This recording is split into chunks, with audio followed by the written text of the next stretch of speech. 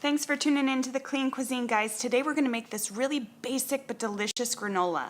And this is my special ingredient. I have tried so hard as of late to really not use any sort of refined sugars in my baking or my cooking.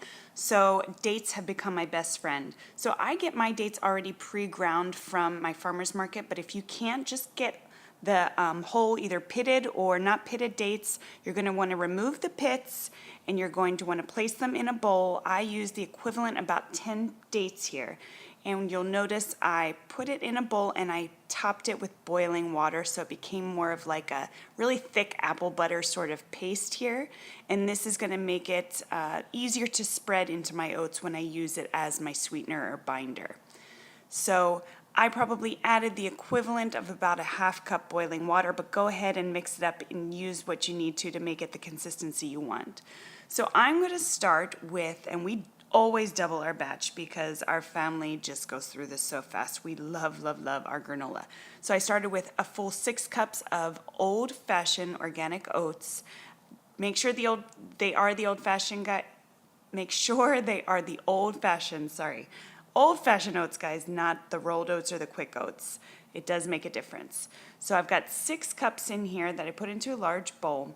And then, honestly, it's a matter of 4 ingredients, guys. I use dates.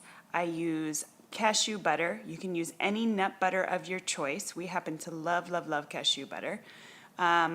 You could use almond butter, you could use peanut butter, you could use sunflower butter, whatever it is that your family prefers or whatever you have on hand. And then here's the date paste. Again, it's about the equivalent of 10 dates. Remember, I am doubling my batch. So if you're going to try this in a single batch, you just want to half that to start. And then a little dash of salt and a little cinnamon. And again, this is the base, kind of the foundation of a simple granola. I'll show you in just a little bit some of the add-ins that we enjoy.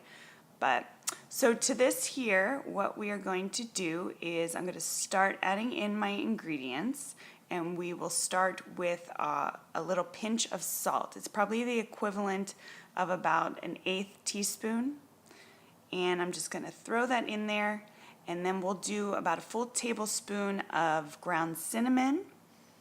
If you have other spices on hand like nutmeg or canela, try adding some of those in just to see how that turns out for you. I'm sure it would be fabulous. And then we'll go ahead and add in my date paste. Again, such a great alternative to refined sugar. Dates have such an amazing sweetness to them already. And I feel good knowing that my kids aren't eating a bunch of sugar.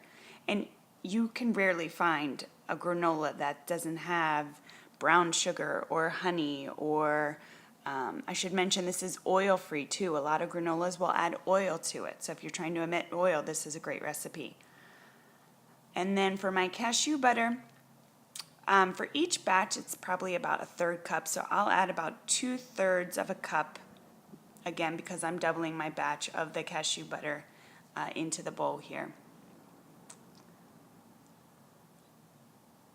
And then I will go ahead, and what we're going to do is we're just going to stir it to incorporate all this stuff.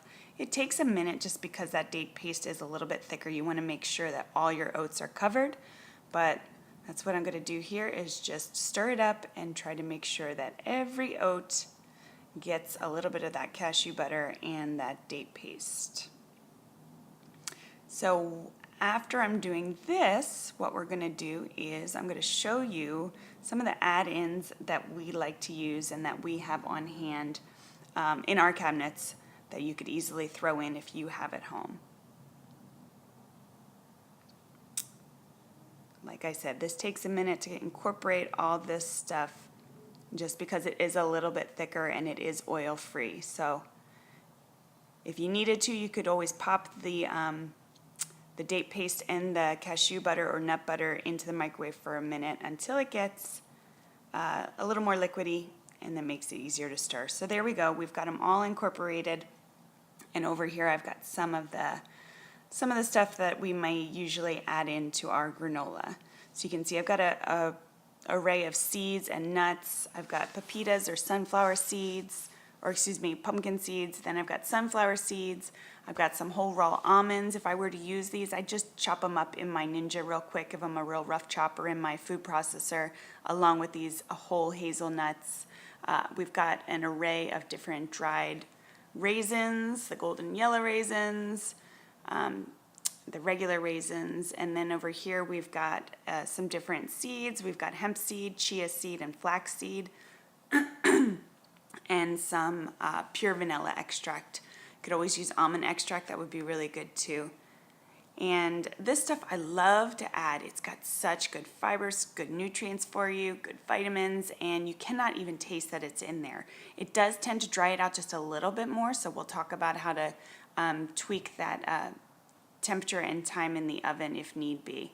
And I should mention, as I'm adding all this, my oven is preheating to 350 degrees. You can see on the right there, I've got my sheet pans laid out. I'm going to use 2 of them because I like to lay my granola in a nice thin layer. And I grease them with a little bit of coconut oil spray. So I added a bunch of different seeds and some of the hemp seeds, flaxseed, chia seed, and a little of the pepitas and sunflower seeds into mine. So I'm going to stir that up, and then we're going to place it evenly on these 2 sheet pans and spread it out, and then get it into the oven.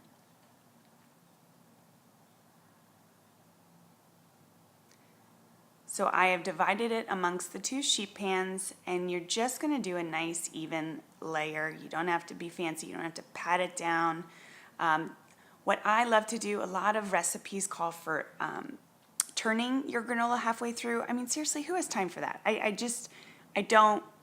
My recipes, I try to simplify things as much as possible for the average busy person. So what I do, and that's why I like to use 2 sheet pans, if you're using one, you just would simply place the bottom, your sheet pan on the bottom for half the time, and then you just move it to the top for the second half, and you can see it gives it a nice even toast. Now this probably went a little bit longer, and so I would say you want to start with about 15 to 20 minutes with this particular recipe, just because there's no refined sugar. So it did toast a little bit more, also because I added that flaxseed that tends to dry it out a little bit. So start with 15 minutes at 350, and you can adjust from there. But this makes your house smell so, so good, guys. My husband, his mouth was watering. He couldn't wait to have some. I do say that a lot, but I mean it here. Your house will smell so good. If you're having company, this is a great thing to make. So you just would then let it cool, and then you're gonna, if you wanna put dried fruit in, now would be the time. You mix in the dried fruit after it's cooled. You're gonna store it in an airtight container, and it can stay on the counter, or you can also stick it in the fridge if you think it might be around a little bit longer. But there you go, guys. I hope you enjoy. Please don't forget to subscribe and make sure to leave a thumbs up if you like.